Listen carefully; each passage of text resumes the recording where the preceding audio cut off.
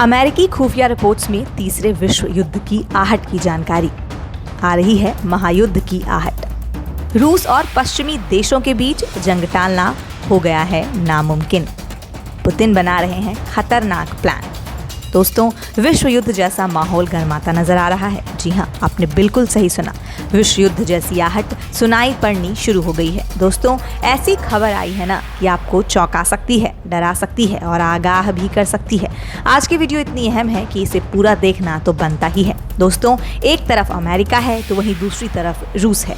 बिल्कुल सही समझ रहे हैं आप। एक बार फिर से विश्व युद्ध 1 और 2 के जैसी स्थिति निकलकर सामने आने की संभावना हो रही है।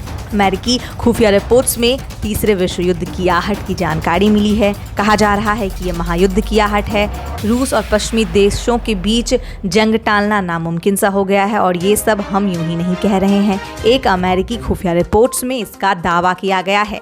उसमें ये भी बताया गया है कि रूस के राष्ट्रपति व्लादिमीर पुतिन कोई खतरनाक प्लान अमेरिका के खिलाफ रच रहे हैं। तो चलिए आपको हम सब बताते हैं। बिना कोई समय गवाए वीडियो की शुरुआत करते हैं। अमेरिका समेत पश्चिमी मुल्कों के साथ रूस की जंग हो सकती है और हम ये बात यूं ही नहीं कह रहे हैं। ये एक सैन्य विश्लेषक ने दावा किया है कि यूक्रेन को लेकर पश्चिमी मुल्कों और रूस के बीच युद्ध को रोका नहीं जा सकता है। अमेरिकी खुफिया जानकारियों के मुताबिक रूसी सैनिक देश की सीमा पर इकट्ठा हो रहे हैं। खुफिया रिपोर्ट्स में बताया गया है कि रूस के राष्ट्रपति व्लादिमीर पुतिन अगले साल तक अपने पड़ोसी मुल्क यूक्रेन पर चढ़ाई करने की योजना बना रहे हैं। जी हाँ, आपने बिल्कुल सही सुना।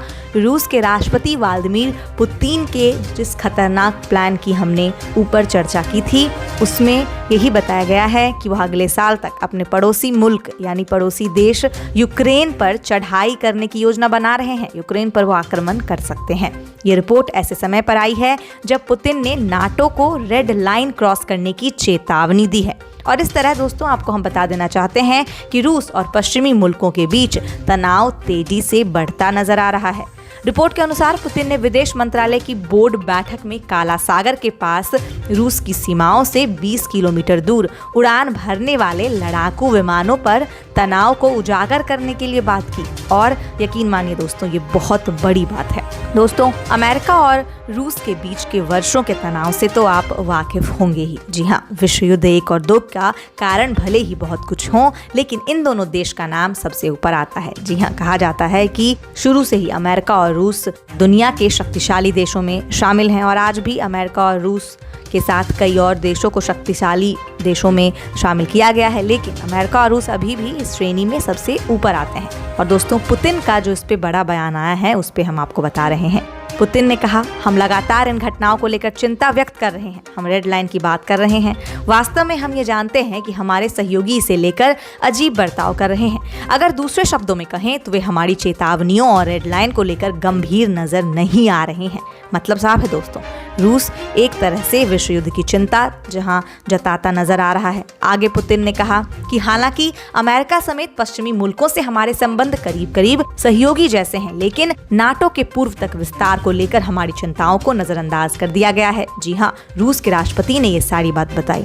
अब आपको एक आसान भाषा में चीज हम समझा देना चाहते हैं। आज का समय ऐसा है कि कोई भी देश युद्ध करना नहीं चाहता है, लेकिन जिस हिसाब से अभी संभावनाएं बनी हुई हैं, उस हिसाब से तो यही लग रहा है कुछ वर्षों में ऐसा हो कि कोई देश किसी और शक्तिशाली देश पे बिल्कुल ही आक्रमण कर दे। व्लादिमीर पुतिन ने नाटो के सैन्य ढांचा, खासतौर पर पोलैंड और रोमानिया को लेकर चर्चा की। दोस्तों, आपको बता दें कि पश्चिमी मुल्कों और रूस के साथ तनाव बढ़ता जा रहा है और इसका बहुत बड़ा कारण हम अमेरिका को कह सकते हैं। अमेरिका अपने गाइडेड मिसाइल डिस्ट्रॉयर पॉटर, तेल टैंकर जॉन लेंथल और कमांड और स्टाफ जहाज माउंट विटनी के साथ काला सागर में पहुंचा।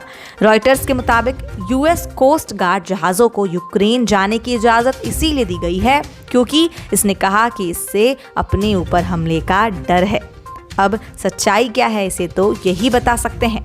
आपको बता देते हैं कि अमेरिका कैसे कैसे गेम खेलता है। पहले तो किसी छोटी देश को पैसे देकर अपने अंदर करता है, उसे समझाता है कि उसे अमेरिकी सेना की खासा जरूरत है। फिर उसके जरिए दूसरे देशों पर अपनी नजरें रखते हैं जो उस देश से नजदीक हो। दोस्तों, ऐसे ही उदाहरण हम आपको बताने जा रहे हैं। दोस्तों 2014 में रूस ने क्रीमिया पर कब्जा कर लिया था। इसके बाद देश की नौसेना की शक्ति कम हो गई। इस वजह से यूक्रेन नौसेना को अब अमेरिका के जरिए मदद मिलेगा।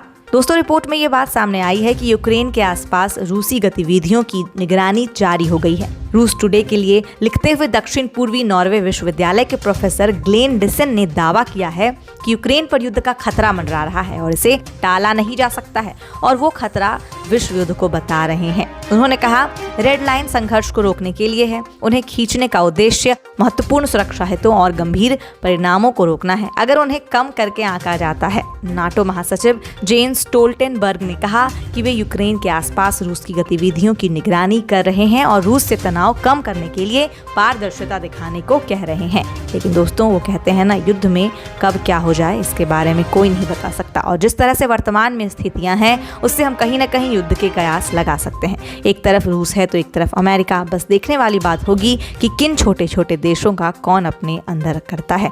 और यूक्रेन पर हमले की जानकारी से बहुत कुछ की पुष्टि हो गई है। दोस्तों आज के लिए बस इतना ही। ऐसी ही खबरों के लिए आप हमारे साथ जुड़े रहिए और धमाकेदार जानकारियों का इंतजार करिए।